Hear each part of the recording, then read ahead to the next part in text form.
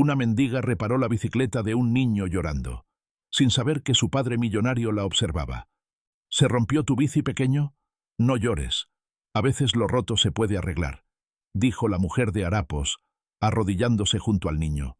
Yo también estuve rota, y aprendí a remendarme sola. Mira, esto lo arreglo en un segundo. Pero prométeme algo. Si un día ves a alguien como yo tirado en la calle, no cruces la acera. A veces, los verdaderos monstruos llevan trajes caros, y los invisibles pueden salvarte. Pero antes de continuar, suscríbete, y mañana será tu mejor día del año. El sol descendía lentamente sobre el parque cubierto de hojas secas, cuando un crujido metálico rompió el silencio, provocado por la bicicleta de un niño que, tras perder el control, terminó estrellándose contra el suelo. Su rodilla raspada comenzó a sangrar mientras el manubrio quedaba torcido y la cadena colgaba floja, como una serpiente sin vida. Nadie acudió a ayudarlo. La niñera, sentada a escasos metros en una banca, estaba absorta revisando su teléfono y ni siquiera levantó la vista ante el golpe. A unos pasos de allí, sentada en un banco antiguo que casi se deshacía con el tiempo, una mujer envuelta en múltiples capas de ropa sucia, cubierta con una manta gris que parecía formar parte de su piel, y con una mirada que arrastraba años de abandono, lo observaba con una mezcla de preocupación y familiaridad, como si en aquel pequeño cuerpo herido viera algo que alguna vez también fue suyo. Aunque la mayoría de los transeúntes la ignoraban por completo, o incluso cruzaban de acera para no toparse con ella se puso de pie sin dudarlo. Con pasos firmes pero cansados, se acercó al niño, y con una voz áspera aunque increíblemente dulce, susurró algo que solo él escuchó, mientras se agachaba con cuidado para tomar entre sus manos la bicicleta averiada, sorprendiendo al pequeño no solo por su repentina aparición, sino por la forma en que le hablaba mirándolo directamente a los ojos, algo que pocos adultos hacían. Mientras hablaba, comenzó a trabajar con los dedos encallecidos pero hábiles, ajustando piezas con una delicadeza casi maternal, como si su vida hubiera estado llena de gestos similares y olvidados. Y fue así como, poco a poco, Matías dejó de llorar, contagiado por la extraña calma de aquella mujer que, al final, le regaló una sonrisa mellada que parecía contener más alivio del que él podía entender, como si al arreglar esa bicicleta estuviera recomponiendo una parte quebrada de sí misma. Sin que ninguno de los dos lo supiera, a escasos 30 metros, dentro de una sub negra de vidrios polarizados, un hombre los observaba con atención contenida. Se trataba de Julián Arriaga, uno de los empresarios más influyentes del país, dueño de grandes corporaciones y propiedades, conocido por su carácter implacable y por un corazón que parecía haberse cerrado definitivamente tras la trágica muerte de su esposa. Sin embargo, en ese momento, mientras observaba en silencio desde su vehículo, algo en su interior se movía con fuerza. Ese niño era su hijo. La niñera lo había sacado sin consultarlo, y él lo había seguido por pura desconfianza. Pero lo que realmente lo inquietaba no era la imprudencia de la cuidadora, sino la mujer que, con manos temblorosas pero firmes, reparaba la bicicleta como si se tratara de un acto sagrado. Movido por una intuición que no entendía del todo, Julián descendió del coche y comenzó a acercarse lentamente, atento a cada palabra que ella decía, y fue precisamente en su voz, en su forma de pronunciar las sílabas con una mezcla de ternura y cansancio, donde algo familiar lo golpeó de lleno, erizándole la piel sin previo aviso. Cuando la mujer terminó su trabajo y le dijo al niño que ya podía montar de nuevo, advirtiéndole suavemente sobre los frenos flojos mientras le acariciaba la cabeza con una ternura que parecía sacada de otra vida, fue entonces cuando levantó la mirada y se encontró con los ojos de Julián. En ese instante, el tiempo pareció detenerse. Ella se quedó completamente inmóvil, helada, como si acabara de ver un fantasma, mientras su expresión se transformaba en una mezcla de sorpresa, miedo y reconocimiento absoluto. El niño, ajeno a la tensión, se subió feliz a su bicicleta reparada y comenzó a dar vueltas con alegría renovada. Pero Julián no apartó la vista de aquella mujer ni por un segundo. Había algo en esa mirada que no solo le resultaba conocida, sino que lo confrontaba con una parte de sí mismo que creía enterrada hacía años. La mujer dio un paso hacia atrás, sin pronunciar una sola palabra. observándolo con los ojos muy abiertos, como si supiera que su mundo estaba a punto de cambiar. Julián, sin decir nada, se dio media vuelta, llamó a la niñera para que fuera por el niño y se alejó, aunque no dejó de mirar por el retrovisor hasta que la figura de la mujer se desdibujó entre las sombras del parque. Esa noche no pudo dormir. Ordenó a su asistente que investigara quién era aquella mujer, pero no apareció ningún dato, ningún nombre, ningún registro, y aún así, estaba seguro de que la conocía.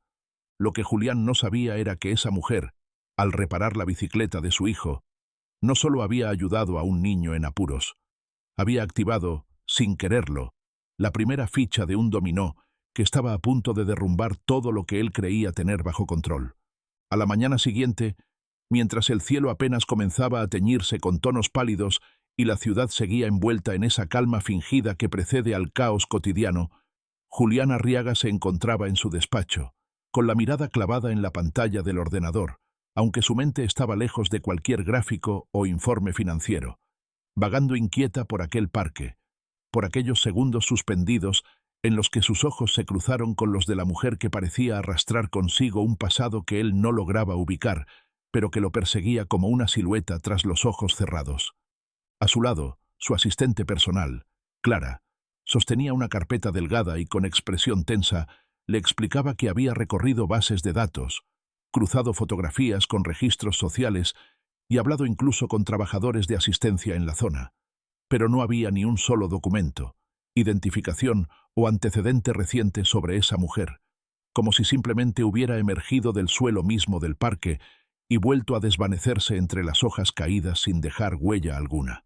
Julián, con el ceño fruncido y una mezcla de frustración y desconcierto que no solía permitirse mostrar, cerró la carpeta sin mirarla, como si el papel no pudiera darle lo que necesitaba, porque en el fondo sabía que no buscaba un nombre, sino una verdad más profunda, una conexión que su memoria no lograba reconstruir, pero que su intuición, cada vez más insistente, le gritaba que estaba allí, al alcance, escondida en la mirada rota de esa mendiga. Esa misma tarde, sin avisarle a nadie, volvió al parque, caminó por los mismos senderos cubiertos de hojas, buscó con la vista el banco viejo, las sombras, las esquinas donde la había visto sentada, y sin embargo no encontró nada, ni rastro de ella, solo un par de latas vacías, un cartón aplastado y el sonido distante de niños corriendo como si nada hubiese ocurrido el día anterior, como si el universo mismo conspirara para hacerle creer que lo había imaginado todo. Fue entonces cuando, a punto de darse por vencido, vio a un anciano recogiendo botellas cerca del lago artificial. Se acercó y le mostró en su teléfono una imagen de una vagabunda cualquiera, solo para probar suerte, describiendo los harapos, el rostro delgado, la manta gris. El viejo, sin levantar demasiado la mirada, dijo algo que le heló la sangre.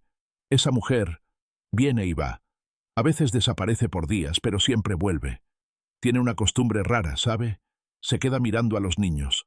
Pero no con malicia, más bien con nostalgia. Las palabras resonaron en la mente de Julián como un eco enterrado en lo más hondo de su conciencia. Se quedó en silencio por un largo rato. Agradeció al anciano con un billete que éste miró con recelo, y se marchó con una certeza que no había tenido al llegar.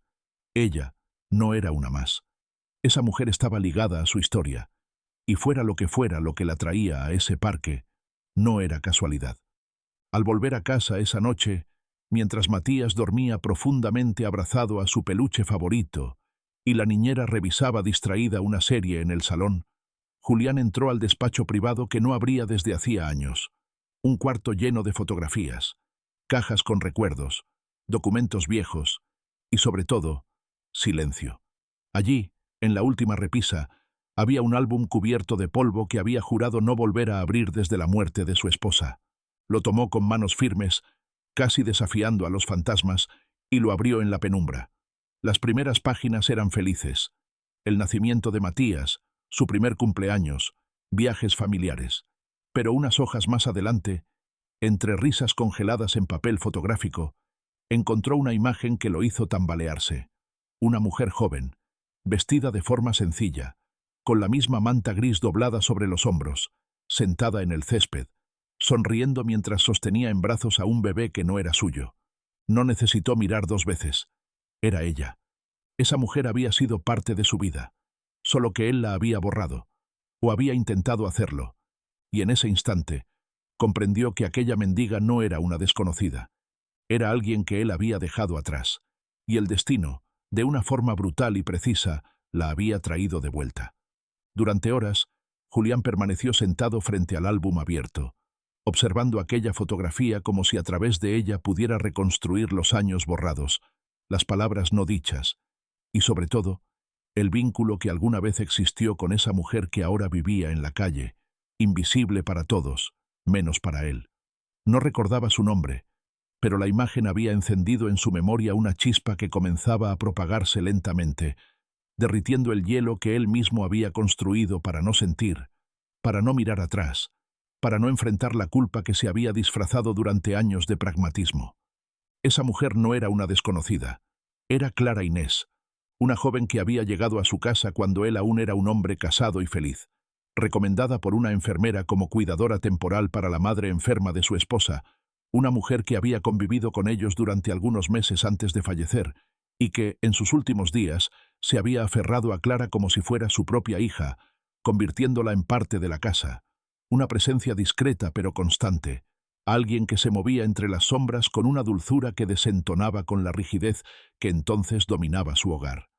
Lo que Julián había olvidado, o preferido no recordar, era lo que ocurrió después. Cuando su suegra murió, Clara quiso quedarse, pidió trabajo, ofreció limpiar, cuidar al bebé que apenas comenzaba a caminar. Lo hizo sin exigir salario, solo techo y comida, y durante un tiempo su esposa aceptó. Matías se había encariñado con ella de forma instintiva. Buscaba sus brazos antes que los de su niñera, y su esposa comenzó a incomodarse, a sentir celos disfrazados de preocupación, hasta que una tarde, sin previo aviso, Clara desapareció. Él jamás preguntó por qué. Simplemente asumió que se había marchado, como hacen todos los que no tienen raíces, y nunca volvió a pensar en ella. Hasta ahora.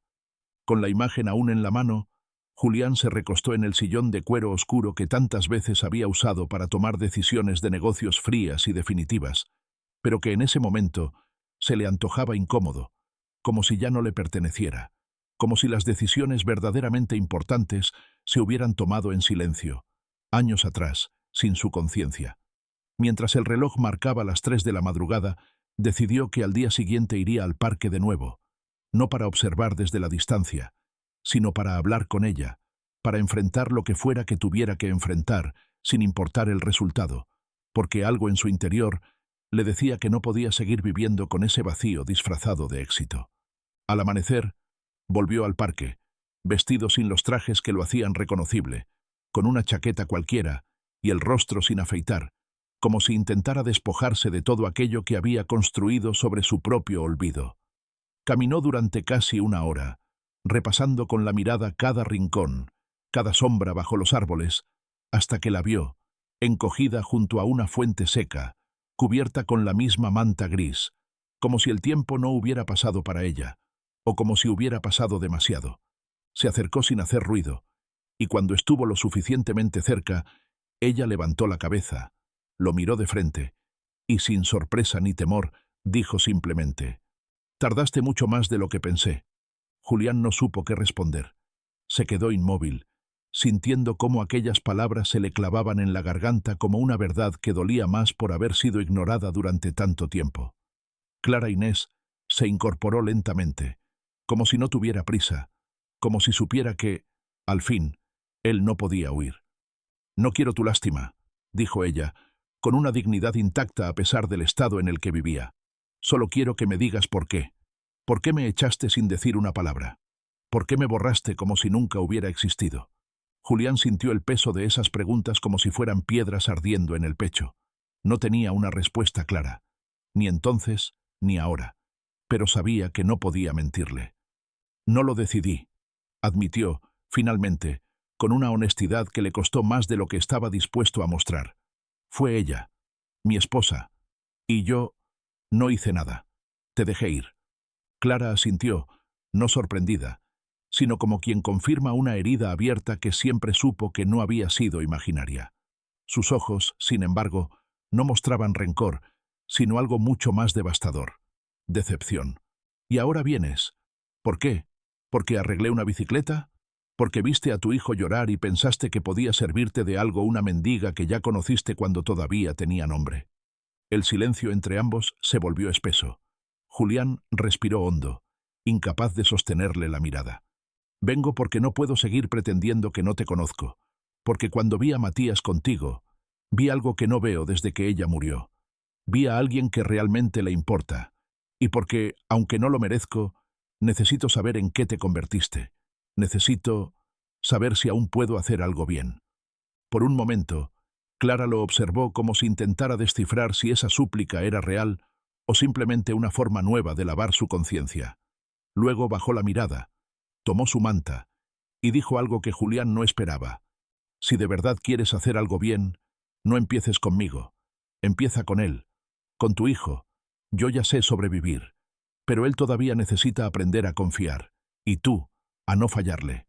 Y sin decir nada más, se alejó caminando entre los árboles, dejándolo solo con una verdad más desnuda que nunca. Durante los días siguientes, Julián Arriaga se convirtió en una sombra de sí mismo, arrastrando su rutina como quien camina dentro de un sueño que ya no reconoce como propio, porque cada paso que daba dentro de sus empresas, cada reunión que lideraba con su habitual firmeza, se sentía vacío, mecánico, como si nada de lo que había construido en todos esos años pudiera sostener la mirada de la mujer que le había hablado con tanta verdad desde la ruina más profunda. Las palabras de Clara Inés no solo lo habían desarmado, sino que habían abierto un abismo que no podía ignorar, una grieta en su propia historia personal, donde el éxito que había acumulado se enfrentaba con la evidencia brutal de que había fracasado en lo más esencial: ser un hombre decente. Durante las noches, recorría los mismos documentos una y otra vez, pedía a su asistente informes que no necesitaba, fingía interés en negociaciones que antes lo habrían entusiasmado, pero en realidad toda su atención estaba centrada en comprender cómo había sido capaz de olvidar por completo a una persona que una vez sostuvo a su hijo en brazos con el mismo amor que él no había sabido ofrecerle. Recordaba vagamente la dulzura con la que Clara movía las manos cuando cocinaba, la forma en que calmaba los llantos de Matías sin levantar la voz, y la sonrisa triste con la que miraba desde el pasillo cuando él pasaba apurado rumbo a alguna junta, sin detenerse jamás a preguntarle si ella estaba bien.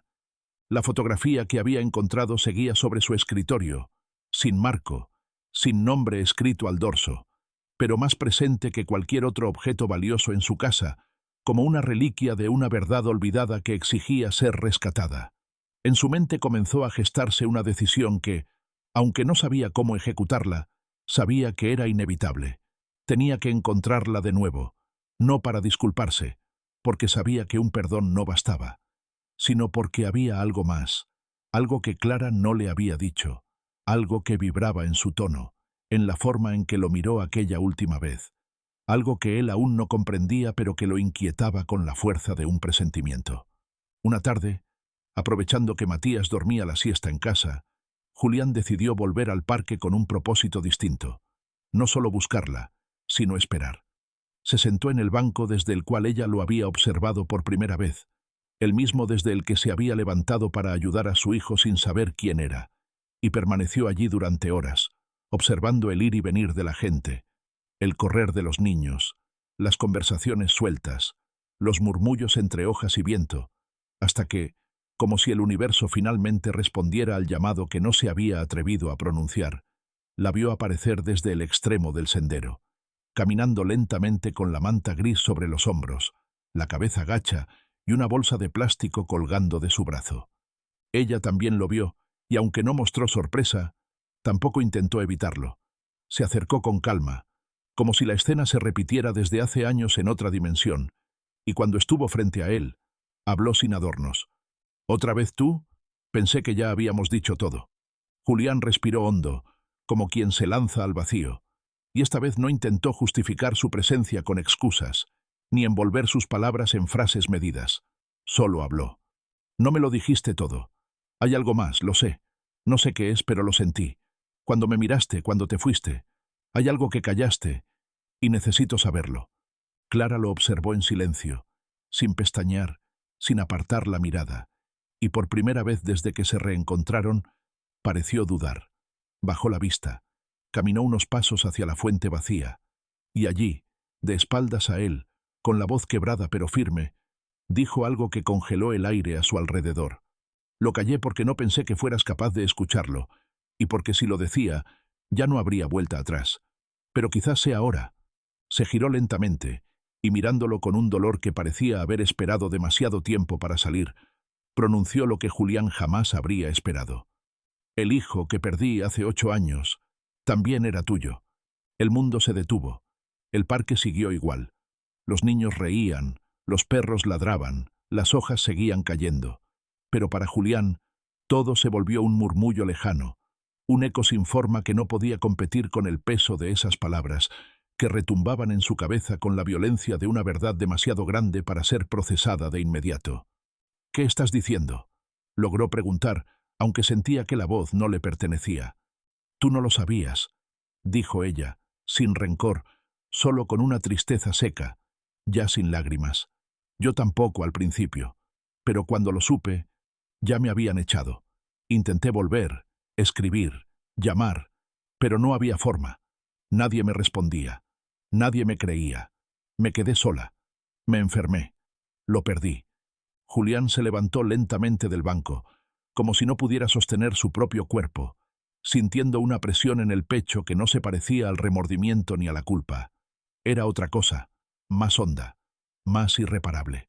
Clara lo miraba sin esperar una reacción, como si ya hubiese vivido 1000 veces ese momento dentro de su cabeza y estuviera resignada a cualquier respuesta.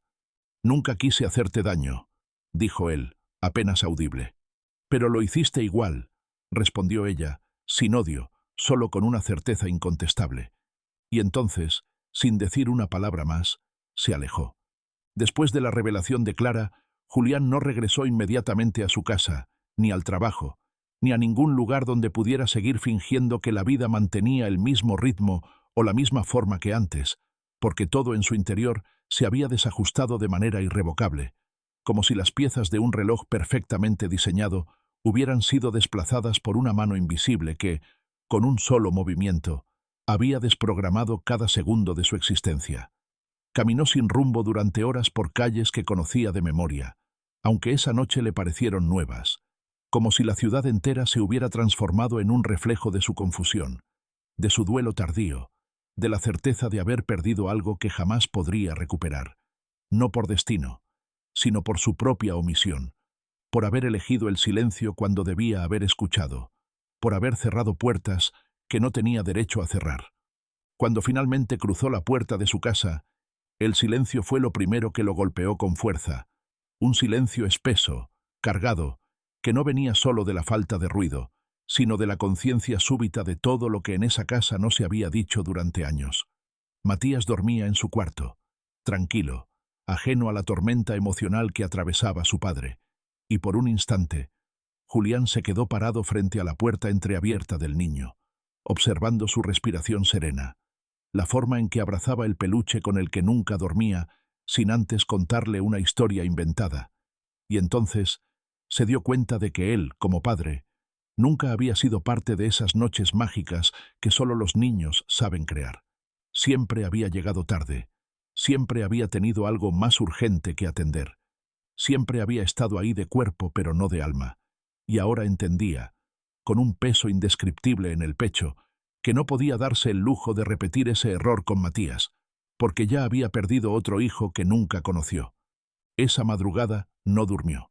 Se quedó en el salón principal, sentado frente a las llamas de la chimenea que rara vez encendía, sosteniendo en las manos la fotografía de Clara con Matías, aquella que había removido todo, como si al revelarla hubiese abierto no solo un recuerdo, sino una deuda impagable con la vida, una de esas deudas que no se saldan con dinero ni con buenas intenciones tardías. Pasó horas pensando en Clara, en su silencio, en su dolor, y sobre todo, en ese hijo perdido que ahora lo habitaba como una ausencia imposible de nombrar, como una sombra más densa que cualquier oscuridad conocida.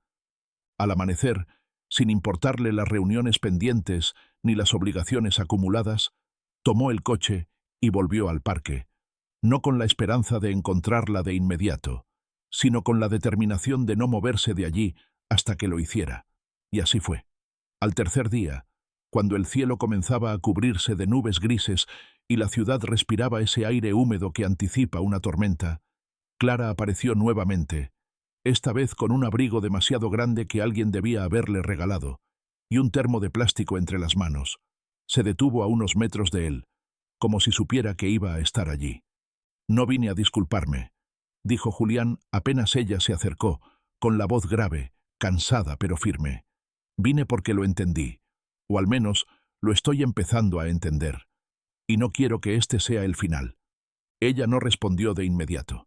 Se sentó en el mismo banco de siempre, colocó el termo entre sus piernas y lo miró con una mezcla de escepticismo y compasión que solo puede tener alguien que ya ha sobrevivido al abandono. «Hay cosas que no se arreglan», dijo finalmente. «Lo que pasó con mi hijo no se puede deshacer.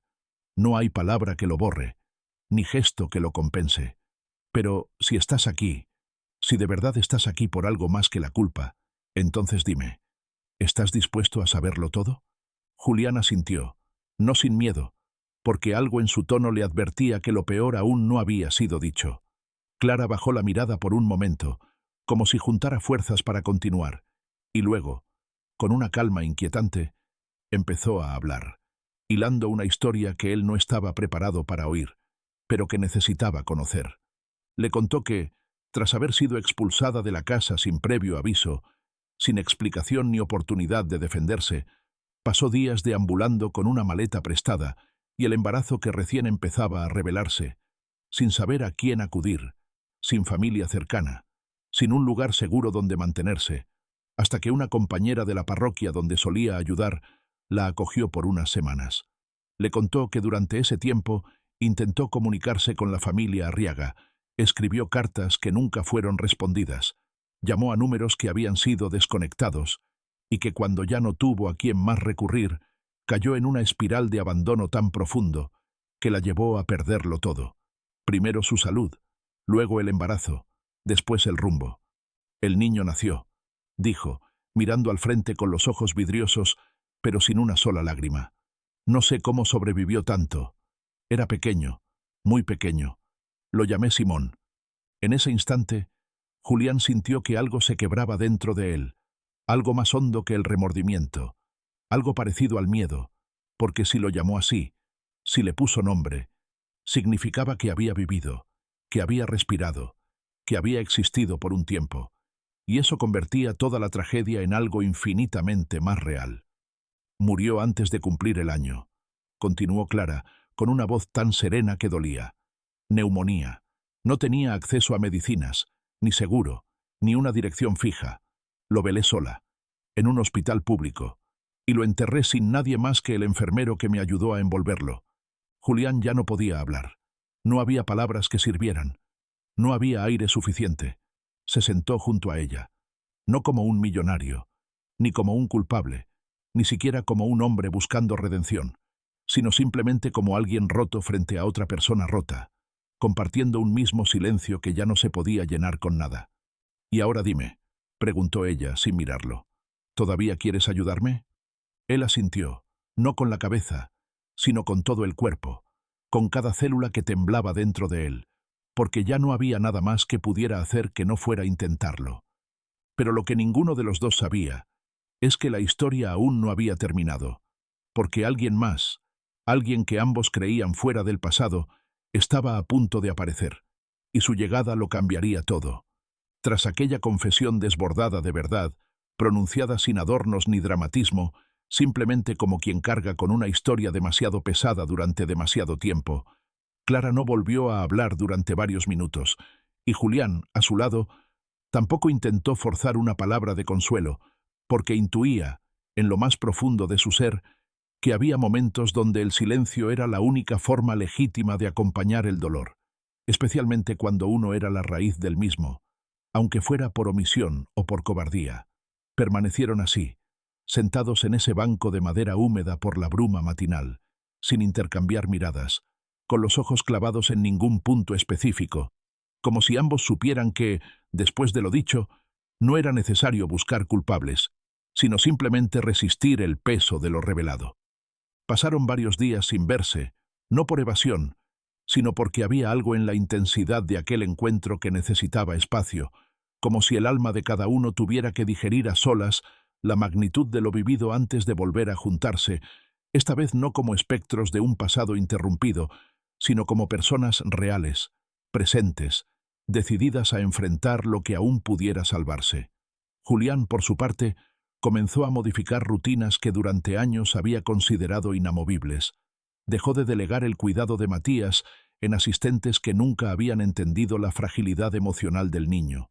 Y por primera vez, desde que era padre, comenzó a llegar temprano, a escuchar con atención, a leerle cuentos con torpeza pero con intención verdadera, como si intuyera que lo que no pudo hacer por un hijo perdido, aún podía intentar hacerlo con el que seguía allí, esperando. Mientras tanto, Clara no había vuelto al parque, al menos no a las horas habituales, y Julián comenzó a preguntarse si esa pausa significaba que había decidido marcharse otra vez, esta vez por voluntad propia, como quien sabe cuándo una historia debe cerrarse antes de que vuelva a doler.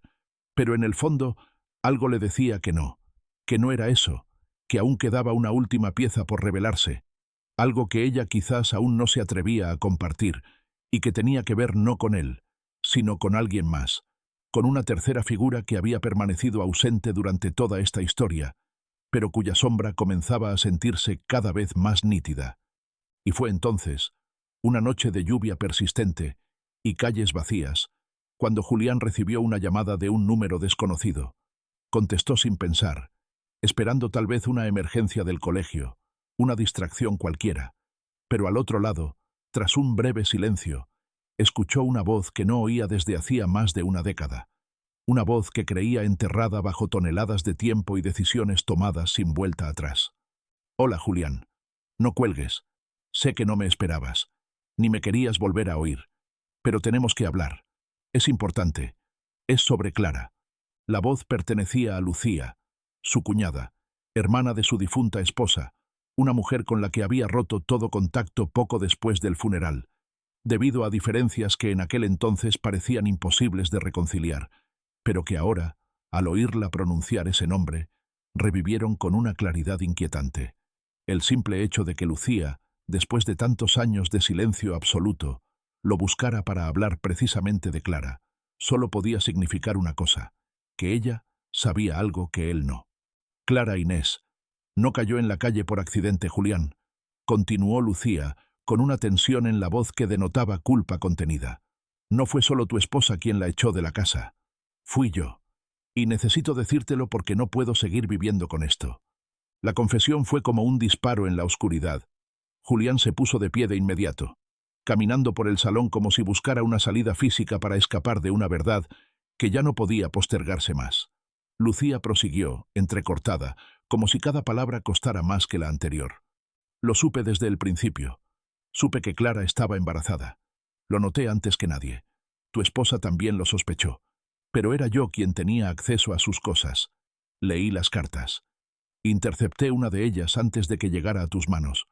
Fui yo quien le dijo que no volviera, que si lo hacía, me encargaría de que nadie le creyera. No porque le tuviera odio, sino porque la verdad me parecía demasiado complicada.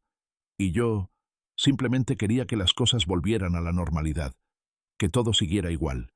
Julián sintió un vértigo que no era físico, sino moral, una sensación de caída interior que lo dejaba sin aliento, porque cada palabra de Lucía no solo reescribía lo que creía conocer de su pasado, sino que lo obligaba a ver con brutal claridad que la tragedia de Clara no había sido el resultado del abandono del sistema o la simple mala suerte, sino una decisión consciente, deliberada, tomada por personas que, como él, decidieron mirar a otro lado en el momento más crucial. «Yo creía que era lo mejor para todos», concluyó Lucía, con un hilo de voz que ya no intentaba defenderse. «Pero no lo fue, y ahora que me dijeron que estás hablando con ella de nuevo, no podía quedarme callada. Solo tú puedes hacer lo que yo no fui capaz». La llamada terminó, y durante varios minutos, Julián permaneció en silencio, mirando por la ventana cómo la lluvia golpeaba los cristales con una insistencia que parecía querer limpiar todo, como si la ciudad misma supiera que algo debía recomenzar. Y entonces lo entendió. Clara no se había salvado sola. Había sido empujada hacia el abismo por quienes debieron protegerla. Esa misma noche, mientras la ciudad entera parecía recogerse bajo el susurro constante de la lluvia, Julián caminaba de un extremo al otro del salón, con una agitación muda, como si el movimiento compulsivo de su cuerpo fuera lo único capaz de contener la tormenta interna que lo desbordaba con cada palabra que Lucía había pronunciado, porque no se trataba solo de una traición solapada, ni de un error lejano que ahora podía redimir con un acto de nobleza, sino de una herida mucho más profunda que lo atravesaba a él, a Clara y a todo el entorno que alguna vez compartieron, una herida que no había sanado porque nunca se había nombrado, y que ahora comenzaba a supurar con la crudeza de lo irrefutable. La revelación de su cuñada no solo confirmaba lo que Clara había insinuado con el peso de una mirada que nunca pedía compasión, sino que lo obligaba a aceptar algo aún más duro, que él no había sido simplemente un hombre ausente o distraído por el trabajo y la pérdida, sino un eslabón indispensable en la cadena de decisiones que habían condenado a una mujer inocente a vivir en los márgenes, a criar sola a un hijo invisible para el mundo, a sostenerse en pie cuando el resto le cerraba puertas por comodidad o por miedo, y que ahora, por fin, debía enfrentarse con la pregunta que había evitado desde el primer día. ¿Qué estaba dispuesto a hacer, no por Clara, sino por la verdad que ambos habían compartido sin saberlo? A la mañana siguiente, aún sin dormir y con los ojos enrojecidos no por llanto, sino por un insomnio que lo corroía desde lo más hondo, Julián condujo hasta el centro comunitario del barrio, donde alguien le había dicho que Clara a veces buscaba abrigo cuando llovía. Un lugar modesto sostenido por voluntarios, lleno de miradas rotas que aún sabían agradecer, y de pasillos que olían a sopa tibia y resignación. Preguntó por ella sin levantar la voz, mostrando una fotografía que había rescatado del álbum familiar, y una mujer mayor con un delantal manchado asintió con la cabeza sin decir mucho. Lo guió hacia una sala del fondo y señaló una puerta sin abrirla. Dentro, Clara dormía sobre una colchoneta delgada, envuelta en su manta gris, con los zapatos junto a la cabeza, como si cada noche temiera que se los robaran. Y por un momento, Julián se quedó allí, sin atreverse a interrumpir la paz de ese descanso frágil, observando el rostro de una mujer que no había perdido la dignidad, ni siquiera cuando la vida se la negó tantas veces. Finalmente, golpeó suavemente la puerta, y Clara abrió los ojos con lentitud, sin sorpresa, como si ya hubiera sabido que él volvería, como si entre ambos ya no existiera el factor inesperado, sino solo una especie de destino que, por mucho que hubieran querido evitar, los había reunido otra vez en ese punto sin retorno. «Necesito hablar contigo», dijo Julián, y esta vez no lo hizo con voz de empresario, ni con el tono medido del que quiere controlar la conversación, sino con la voz limpia de quien ha sido despojado de todo orgullo, de todo escudo, y que solo desea ser entendido. Clara se incorporó sin prisa, se sentó al borde de la colchoneta, y lo miró sin necesidad de preguntar nada, como si supiera que lo que él venía a decir no era una súplica ni una disculpa más, sino otra verdad, una que le correspondía a él cargar ahora. «Hablé con Lucía anoche», dijo Julián. «Me contó todo, lo que hizo, lo que tú ya sabías, lo que me escondieron, y lo que yo, por cobarde o por comodidad, nunca intenté ver». Clara no bajó la mirada. No hizo ningún gesto de reacción evidente, pero sus labios se apretaron apenas, como si cada palabra confirmara una historia que había aprendido a vivir sola, sin testigos, durante demasiado tiempo. «Nunca me interesó culparte», respondió ella, con esa calma afilada que la protegía desde hacía años. «Aprendí que el rencor no se sostiene cuando tienes hambre, pero tampoco voy a negar lo que duele. El abandono no se disfraza, se carga». Julián asintió lentamente, como quien acepta una sentencia justa, y entonces, con una emoción contenida que no buscaba el perdón sino la reconstrucción, se sentó a su lado, bajando la voz como si estuvieran dentro de un templo invisible que exigía respeto, y le habló no de planes de ayuda ni de dinero, sino de algo mucho más complejo, de su decisión de contarle todo a Matías, de explicarle la verdad de un hermano que no conoció, de una mujer que un día fue como familia y que el mundo entero le ocultó, de una historia que, aunque triste, debía ser dicha para que no se repitiera en el silencio de otra generación. «Quiero que vengas a casa», dijo finalmente, no como una orden, ni siquiera como una invitación, sino como una súplica cargada de reconocimiento. No como deuda, no como caridad, sino porque Matías pregunta por ti. Y tú, aunque no lo sepa, fuiste su primer amor puro.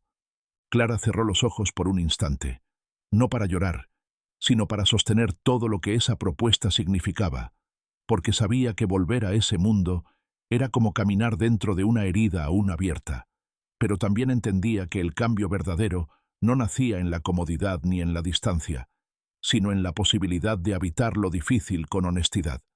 «Si vuelvo», dijo con voz firme, «será como quien vuelve a una historia que no quiere repetirse, no como huésped, no como sombra, y no como víctima».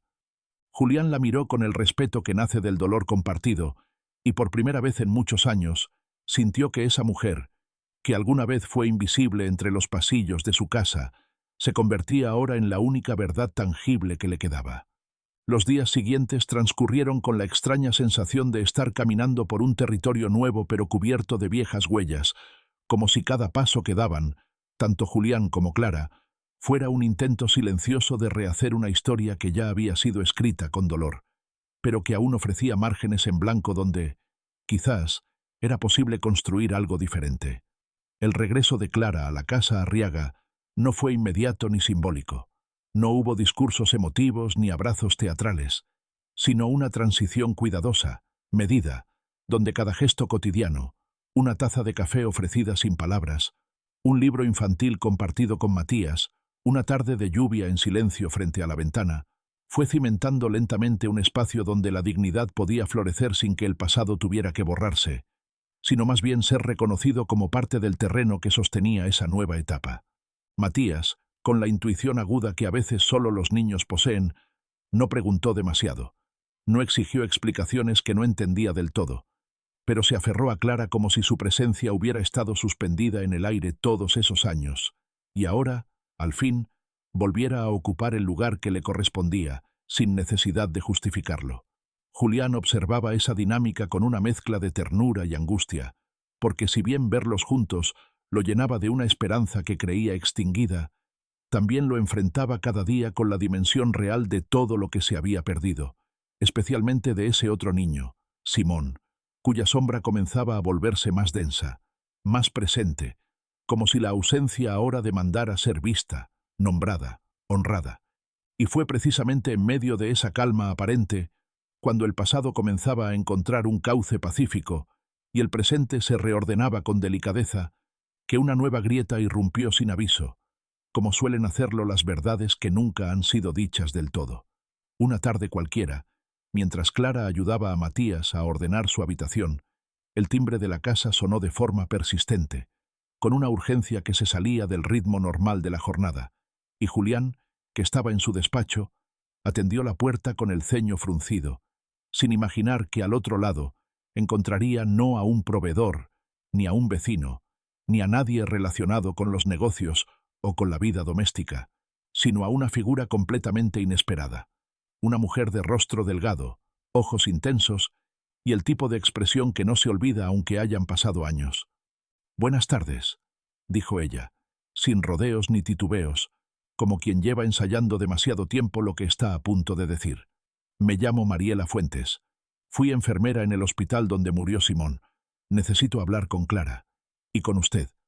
Julián, paralizado por el impacto que producía el solo hecho de oír el nombre de su hijo muerto en boca de una desconocida, no reaccionó de inmediato. Mariela no esperó invitación. Simplemente cruzó el umbral, se detuvo en el recibidor con la seguridad de quien sabe que su presencia es irrefutable, y solo entonces bajó ligeramente el tono, como si comprendiera que lo que estaba a punto de compartir no podía decirse de pie, entre ecos de puertas abiertas. Clara bajó las escaleras con Matías de la mano y se detuvo al ver a la mujer. La reconoció de inmediato, pero no dijo nada. Sus ojos hablaron por ella. Tú estabas allí», susurró, soltando a Matías con suavidad para que se adelantara al salón y bajando el último escalón con una lentitud casi solemne. Sí, respondió Mariela, y estuve muchos años callada, porque había cosas que no podía decir sin poner en riesgo mi trabajo, incluso mi seguridad. Pero ya no puedo más. Clara, Simón, no murió como te dijeron. El silencio que siguió fue como una implosión.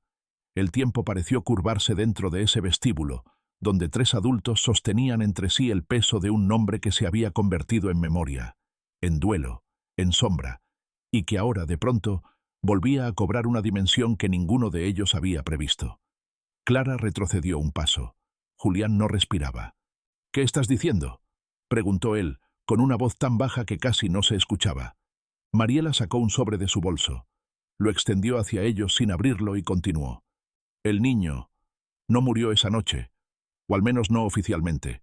Fue trasladado, sacado del hospital por una organización vinculada a adopciones ilegales. Lo supe después, por casualidad. Intenté investigarlo, pero no tenía pruebas. Ahora las tengo. Documentos, registros, fotos. Simón podría estar vivo». Clara soltó un sonido que no era llanto ni grito, sino algo intermedio, algo que venía de un lugar que había creído sellado para siempre. Julián la sostuvo del brazo, más para no caerse él mismo que para sostenerla a ella, y juntos, sin palabras, tomaron el sobre como si contuviera una bomba. Y así, justo cuando creyeron que lo peor había quedado atrás, descubrieron que la historia apenas había comenzado, porque el hijo que ambos creyeron perdido podría seguir respirando en algún lugar del mundo.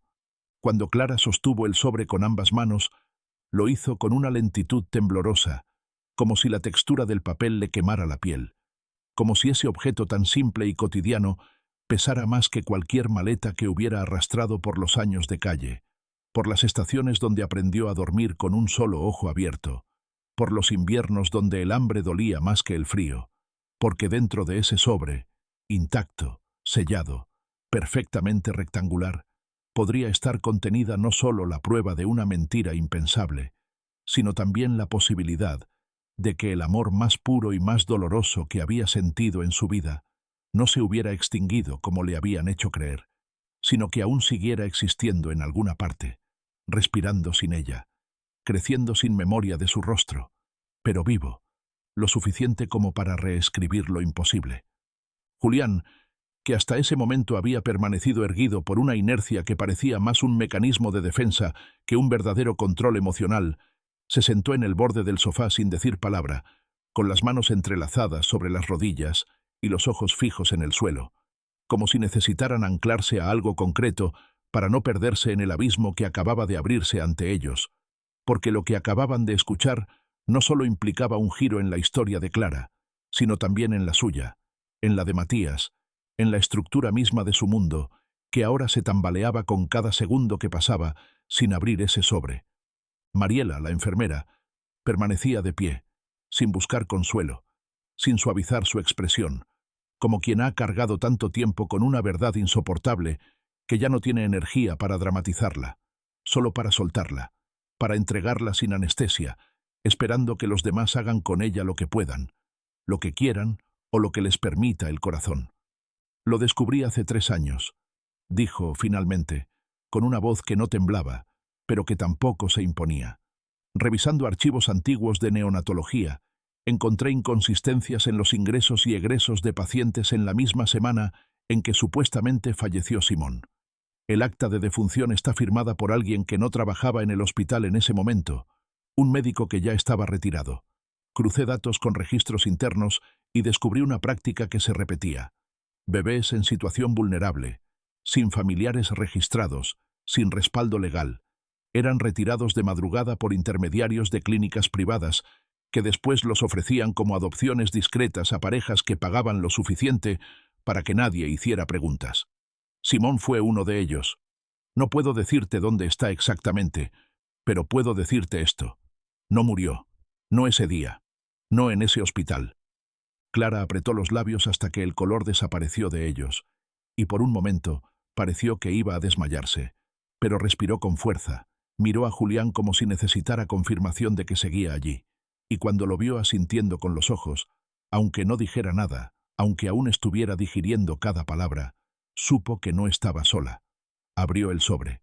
Dentro había una copia del acta adulterada, varias páginas impresas con registros de egresos y una imagen borrosa pero suficiente. Un niño envuelto en una manta celeste, con una pulsera médica en la muñeca, siendo cargado por una figura irreconocible frente a una ambulancia sin logos visibles. No había duda. Era él, Simón. Julián se puso de pie con una determinación silenciosa. Tomó los documentos sin pedir permiso y comenzó a ordenarlos, a leer cada línea con los ojos de un hombre acostumbrado a entender contratos y operaciones ilegales, pero que nunca se había enfrentado a algo tan personal, tan íntimo, tan ferozmente humano, y supo, sin necesidad de pensarlo dos veces, que lo que venía no sería sencillo, que mover esas piezas implicaría enfrentarse a abogados, a jueces, a personas dispuestas a todo por mantener el pasado enterrado, pero también supo que no importaba, porque ahora no podía, ni quería, retroceder. «Vamos a encontrarlo», dijo con una calma que venía de lo más profundo. «No sé cuánto tiempo nos va a tomar. No sé cuántos muros vamos a encontrar, pero lo vamos a buscar. Y si está vivo, si realmente sigue vivo, no importa en qué parte del país o del mundo se encuentre, vamos a llegar a él». Clara cerró los ojos por un instante y dejó escapar un suspiro que no era de alivio, sino de preparación, como quien se ajusta el alma antes de emprender una batalla de la que tal vez no saldrá ilesa, pero que sabe que debe librar, porque hay cosas que, aunque nos duelan, aunque nos consuman, deben hacerse simplemente porque son lo correcto. Mariela los observó con un gesto casi imperceptible de respeto, como si en ese instante reconociera que, a pesar de la tragedia, aún quedaba una posibilidad de justicia, aunque fuera mínima, aunque estuviera tan lejos como la verdad misma. Esa noche, mientras Matías dormía sin saber que su mundo estaba a punto de expandirse más allá de todo lo que conocía, Julián y Clara se sentaron frente a una mesa cubierta de papeles, de nombres, de huellas, de historias cruzadas, decididos a seguir cada pista, a remover cada piedra, a abrir todas las puertas que hicieran falta, porque ahora lo sabían con certeza absoluta. Simón no era solo un recuerdo, era una vida que aún pedía ser encontrada. Durante las semanas que siguieron, la vida de Clara y Julián se convirtió en una constante carrera contra el tiempo, contra la burocracia, contra los años que habían servido como manto para cubrir una verdad que muchos consideraban enterrada, pero que ahora comenzaba a salir a la superficie con la fuerza devastadora de lo inevitable, porque cada documento que encontraban, cada llamada anónima que respondían, cada archivo desclasificado que lograban obtener, los acercaba un poco más a ese nombre que ya no podían pronunciar sin estremecerse. Simón, ese niño al que Clara había velado en silencio durante años, creyendo que su cuerpecito había sido tragado por la indiferencia del mundo, y que Julián apenas había comenzado a imaginar como parte de su historia, cuando supo que tal vez aún respiraba bajo otro nombre, en otro hogar, quizás con otros recuerdos, pero con una sangre que era también la suya. Mariela, la enfermera, se convirtió en una aliada tan inesperada como indispensable, arriesgando su carrera y quizás su seguridad personal, para abrir puertas que otros preferían mantener cerradas, porque en cada hospital, cada institución de adopciones privadas, cada nombre que aparecía entre líneas borrosas, había una red más profunda, más sucia, más perversa de lo que imaginaban, tejida por personas que sabían esconder rastros, borrar identidades y crear nuevas historias para quienes podían pagar por la comodidad de una verdad fabricada. Y sin embargo, como ocurre a veces con los secretos mal cosidos, una sola grieta bastó para que la verdad comenzara a colarse, lenta, persistente, hasta volverse imposible de ignorar. Fue Clara quien, una mañana sin sol, revisando por enésima vez una lista de adopciones irregulares filtradas desde una fundación clausurada en el sur del país, vio el nombre que le heló la sangre: Samuel B. Ortega, nacido el mismo día en que supuestamente murió Simón, con peso y medidas idénticas, adoptado en circunstancias confusas por una pareja sin historial de solicitudes oficiales, y cuya dirección coincidía con una escuela rural ubicada a más de 1000 kilómetros de la ciudad. No dijo nada en voz alta, solo lo imprimió. Lo dobló con manos temblorosas, y fue hasta Julián con la mirada perdida, pero con una decisión tan feroz en los ojos que él no necesitó preguntarle nada para saber que algo había cambiado para siempre. El viaje fue largo, silencioso, cargado de una ansiedad que ninguno de los dos se atrevía a traducir en palabras, porque sabían que si abrían la puerta del miedo, si nombraban la posibilidad del fracaso, sería demasiado difícil volver a reunir las fuerzas que los sostenían, así que prefirieron mirar por la ventana, pensar en Matías, que había quedado con la niñera, ajeno a todo, y repetirse, sin pronunciarlo, que estaban haciendo lo correcto, que no importaba si ese niño era o no Simón, porque la sola posibilidad de que lo fuera merecía cada segundo invertido, cada documento rastreado, cada noche sin dormir. Cuando llegaron a la escuela, una construcción modesta de madera y ladrillo, con ventanas abiertas al aire del campo y una bandera gastada flameando sin entusiasmo, fueron recibidos por una mujer que no entendía del todo quiénes eran, pero que, al oír el motivo de su visita, bajó la voz y pidió que esperaran. 20 minutos después, una puerta lateral se abrió, y un adolescente de 12 años cruzó el patio arrastrando una mochila sobre un hombro, con el cabello desordenado, las manos sucias de tierra, y una expresión tan familiar que a Clara se le escapó un suspiro que no fue llanto, pero se le pareció demasiado. El niño, que en los registros figuraba como Samuel, se detuvo al ver a los dos extraños. No parecía asustado, pero sí alerta, como si algo dentro de él reconociera que ese encuentro no era como los demás, que esas miradas lo estaban observando con una intensidad distinta a la de los maestros o los vecinos. Julián dio un paso al frente. Clara apenas podía sostenerse. Y fue entonces cuando el niño, sin saber por qué, al ver el rostro de esa mujer que nunca había visto, pero que sentía como parte de algo que le faltaba, pronunció la frase que desmoronó el mundo. «¿Usted soñó conmigo alguna vez?» Clara cayó de rodillas, no por debilidad, sino porque su cuerpo ya no podía sostener la marea emocional que se le venía encima. Julián la sostuvo sin saber cómo, sin saber siquiera si debía intervenir, mientras Samuel, o Simón, porque en ese momento ya no importaban los nombres oficiales, caminaba hacia ella con la misma naturalidad con la que un niño vuelve a casa después de un largo día, sin saber que ha estado perdido durante años. Se abrazaron sin palabras, sin explicaciones, sin condiciones. La directora de la escuela, que lo había criado desde que era un bebé entregado en una bolsa sin papeles, comprendió lo que estaba ocurriendo con una mezcla de horror y alivio, como si la verdad la golpeara en el rostro al mismo tiempo que le quitara un peso que había llevado sin entender. Días después, una prueba de ADN selló lo que ya todos sabían. Simón había sobrevivido. Había crecido sin saber quién era, sin saber quién lo esperaba, sin sospechar que su historia incompleta acabaría por cerrarse de la forma más brutal y hermosa imaginable. Y aunque no fue fácil, aunque los tribunales exigieron explicaciones, pruebas, trámites infinitos, finalmente, la verdad triunfó. La verdad y la memoria. La verdad y el amor. Hoy, en la casa Arriaga, hay 2 bicicletas en el jardín. Una pertenece a Matías, la otra a Simón. Y a veces, cuando el sol cae sobre las hojas como aquel primer día en que todo comenzó, Clara los mira desde la ventana, sin pensar en lo que perdió, sino en lo que fue capaz de recuperar. Julián, a su lado, no necesita hablar.